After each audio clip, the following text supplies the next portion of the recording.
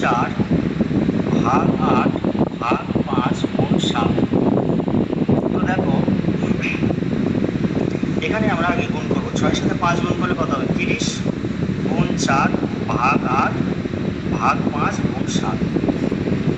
30-এর সাথে 4 গুণ করলে কত হবে? 120 ভাগ 8 ভাগ 5 গুণ 7।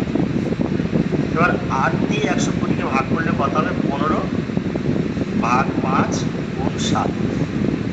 তো 5 দিয়ে 15 ভাগ করে 3 গুণ 7 কত আসবে? 21। অতএব নির্ণেয় সরল ফল সমান সমান 21।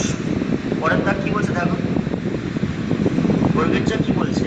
বলছে সমান 100 ভাগের 57 ভাগকে দশমিক ভগ্নাংশে প্রকাশ করো। 100 ভাগের 57 ভাগ। দেখো বর্গের যা আমরা কি লিখতে পারি?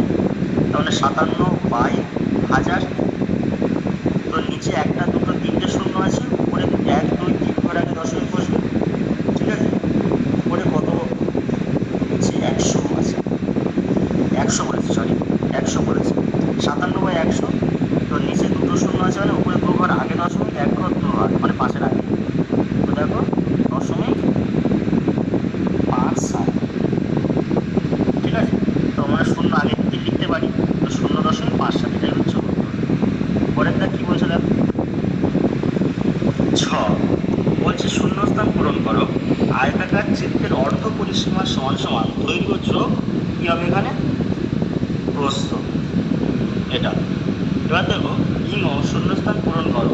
213.25 সমান সমান, তাহলে 2 পরে দুটো ঘর, দুটো শূন্য বসেছে, তাহলে 1 পরে একটা ঘর আছে মানে একটা শূন্য, তারপরে 3 আছে, তাহলে 3 দশমিকের পরে দুই বসবে, দশমিকের পরে দশমিকের জন্য 1, দশমিকের একটা ঘর মানে একটা শূন্য, তাহলে 2 বসে, তারপরে 5 100 বসে গেছে। ঠিক আছে, তারপরে কি বলছে দেখো, তো 472.84টি কথায় প্রকাশ করো। তো দেখো তো 472.84টি কথায় প্রকাশ করতে বলেছে। কি হবে না? 472.84।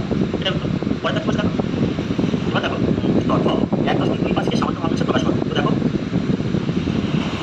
একের দাগের ছ 1.25কে সামান্য ভগ্নাংশে প্রকাশ করতে বলা হয়েছে। তো দেখো নিচে 1, 2, 5 বসবে, দশমিক ওঠালে 1, দশমিক পরে 2 ঘর বসবে, 100 বসবে 100। তাহলে 5 দিয়ে ভাগ যাবে, 5 দিয়ে 100কে ভাগ করলে কত হবে? 5 দোকানে 10, 16 কেটে 20।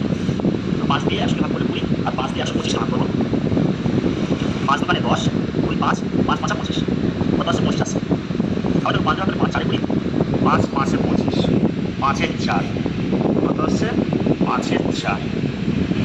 পরেরটা কি বলছে দেখো, পরেরটা বলছে শূন্যস্থান পূরণ করো। 8.05 টাকা মানে কত? না 8 টাকা 0.5 পয়সা। এটাই উত্তর। এবার দেখো ঢ 23 ভাগ 1000 সমান সমান কত? দেখো একের দাগে ঢ বলে দিয়েছে 23 ভাগ 1000। আমরা লিখতে পারি 23 ভাগ 1000। নিচে 3টে শূন্য আছে, উপরে 3 ঘর আগে দশমিক যাবে, 1 ঘর 2 ঘর কোনো ঘর আছে, আরেকটা ঘর নেই, তাহলে আমরা কি করবো? একটা শূন্য বসাবো, তারপর দশমিক করবো। তো উত্তর কত? 0.023। এটাই। পরেরটা কি বলছে? শূন্যস্থান পূরণ করো। 75 পয়সা সমান সমান কত টাকা?